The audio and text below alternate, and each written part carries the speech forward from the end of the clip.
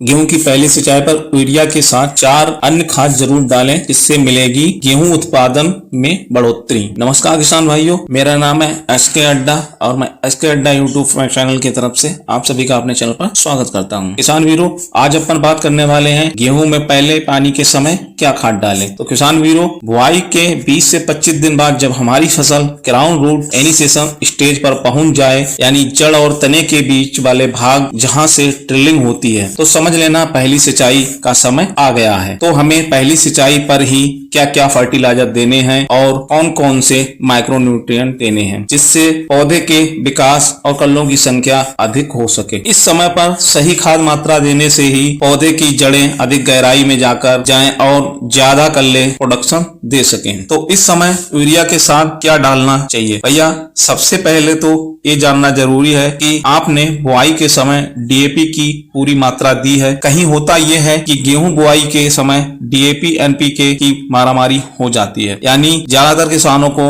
DAP या SSP या NPK मिल ही नहीं पाती है, तो वह उस समय गेहूं में डीएपी नहीं दे पाए। ये बहुत से किसान भाइयों का सवाल रहता है, क्या इस समय डीएपी खाद दे सकते हैं? अगर दे सकते हैं तो साथ में कौन कौन से अन्य फर्टिलाइजर लगा सकते हैं? भैया, मैं अपनी पिछली सरसों वाली वीडियो में बताया था कि पहला पानी देने से पहले यही आखिरी मौका है। अगर आप इस समय सूखे खेत में डीएपी डालोगे या पोटास नहीं दिया था तो पोटास डालोगे, तो दोनों खाद सूखी मिट्टी में गहराई तक जाकर मिल जाएंगे और बाद में जो सिंचाई करोगे तो उसके सारे पोषक तत्व पौधे को मिल जाएंगे। एक बात ध्यान रखनी है, डीएपी या एनपीके आपको बिजाई के समय या पहले पानी से पहले सूखी मिट्टी ही हो तभी देनी है। बाद में कितनी भी खाद डाल देना, वो जमीन के ऊपरी सतह पर ही पड़ी रहती है। वो पौधों की जड़ों तक नहीं पहुंच पाती, क्योंकि डीएपी खाद ज्यादा हिलता जुलता नहीं है। जड़ों को ही खाद तक पहुंचना पड़ता है। ज्यादा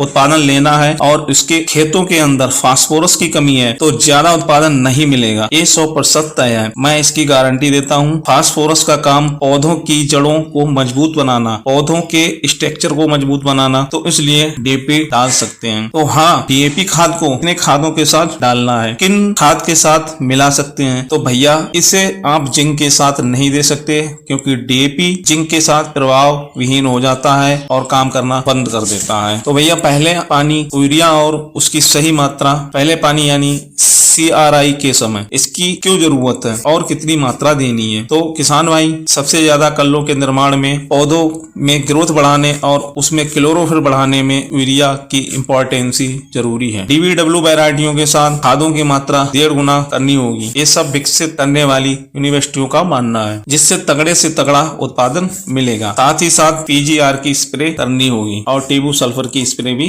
करनी होगी। अब यूरिया की मात्रा की बात करते हैं। आपको 1.5 बैग यूरिया के साथ 33% जिंक 5 से 8 kg डालना जरूरी है। बाद में सिंचाई कर देनी है। साथ ही साथ सिंचाई के बाद बची हुई यूरिया 30 से 35 kg बाद में ऊपर से डाल देनी है। जिंक डालना बहुत जरूरी है, जिसे पौधे में हरापन बना रहे और क्लोरोफिल पर्याप्त मात्रा में पौधे को मिल सके। 3 किलोग्राम सल्फर 80% और 5 से 7 किलोग्राम ह्यूमिक भी डालना जरूरी है, जिससे पौधों में ट्रिलिंग भी बढ़िया हो सके। किसान भाइयों, पहले पानी पर आप इन सभी खादों को लगा सकते हैं CRI स्टेज पर, और आपको गेहूं की बार समय पर गेहूं की सभी स्टेजों की वीडियो मैं प्रोवाइड कराता रहूंगा। इससे इस बार आपका उत्पादन, आपका प्रोडक्शन बहुत ही तगड़ा होने वाला है। जय हिंद, वंदे मातरम। धन्यवाद किसान भाइयों।